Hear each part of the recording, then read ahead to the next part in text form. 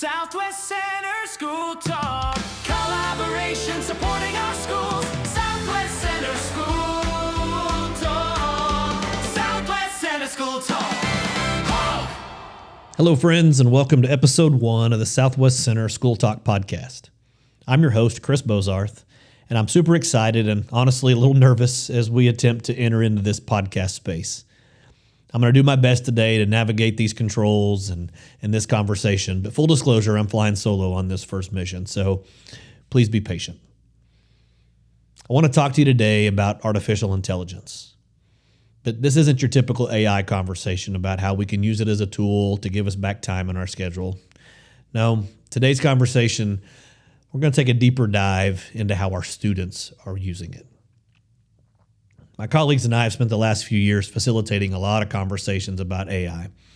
And when we do, the typical conversations come up about kids cheating using AI and finding a way to get out of doing the bulk of their work. And I understand why those conversations happen, because it feels like something entered our classrooms that we didn't invite, and we certainly can't control it. I've had teachers ask me questions like, how do I know if my students actually completed their work on their own? How do I catch it? What tools can I use that's going to lessen this burden and help me detect these things? And those are all really fair questions. Because cheating, it's frustrating. It feels like avoidance. It feels like our students are outsourcing their thinking. And it feels like we're being forced into this detective mode instead of being a teacher. And when we care deeply about teaching and learning, the reality is that's really exhausting. But I'm starting to think that we're having an incomplete conversation. Because cheating is something that we've always had to navigate in schools. But what if I told you that an alarming number of students are using it in place of human relationships? That we're talking about another layer to the student mental health crisis that we may not be aware of. Because students aren't just using AI to write essays. They're using it to ask questions that they're embarrassed to ask us. In some cases, they're using it as a stand-in for a boyfriend or a girlfriend. And when you sit with that for a moment, not only is that scary, but that's significant.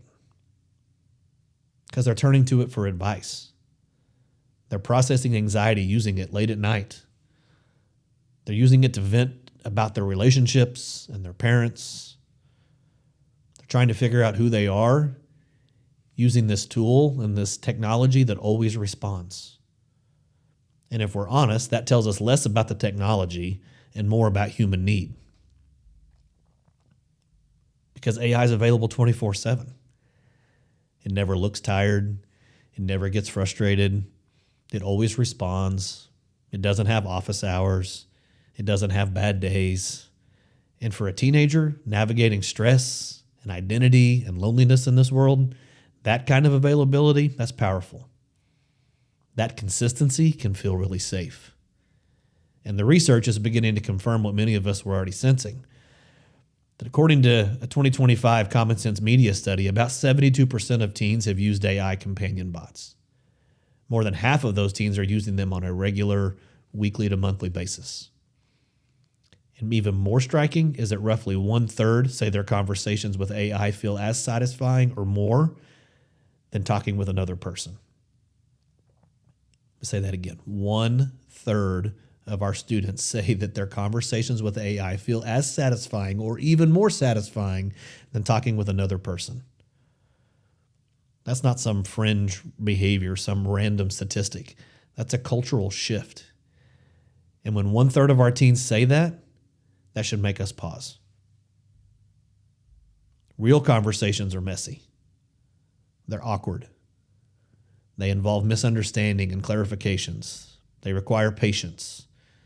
They sometimes involve disagreements, but AI conversations, they're optimized for affirmation and speed, and that difference matters developmentally. Adolescence is the stage when our students are figuring out who they are, where they belong, who sees them, who hears them, and historically that's always happened through their peers and teachers and coaches, their family members. Now for the first time, they have this responsive technology that seems pretty intelligent that's available to them at any hour. That doesn't necessarily make it evil, but it certainly makes it very powerful. Emerging research is also starting to raise important questions about how students are forming attachments to these AI tools.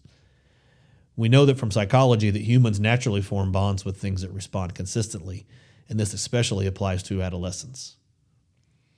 When something listens, it affirms, it responds with empathy, our brains register all that as connection. But here's the tension. It doesn't actually know our students.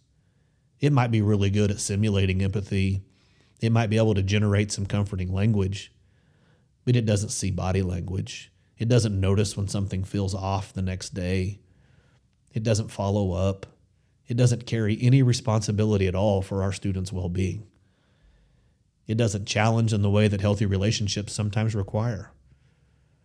So maybe the conversation we need to have is much bigger than just cheating. It's about connection.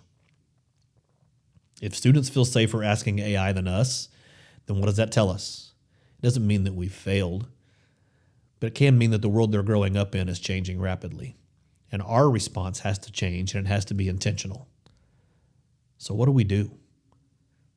I'm a firm believer in focusing on solutions instead of admiring our problems. And starting these conversations needs to be a priority, not because we're panicked, but because we care. We know that we can't ban curiosity. We certainly can't eliminate access to these technologies when they're away from school. And we can't outcompete something that's available 24/7. But we can be intentional. We can start by normalizing conversations. We can start asking our students things like, hey, when is AI helpful? When is it not enough? When would you rather talk to a person? This doesn't have to be some accusatory conversation, but just opening the dialogue might be a good start. We need to teach the difference between response and relationship. We know AI can give responses, but relationships require responsibility. AI can affirm, but humans, we get the opportunity to challenge people with care. AI can simulate that empathy, but we get to check on each other the next day. And maybe just say this to your students if you know nothing else to say. If you've ever find yourself talking to a chatbot because you don't know who else to talk to, I just want you to know you can talk to me. I'm not asking you to try to compete with this 24/7 technology. That's impossible.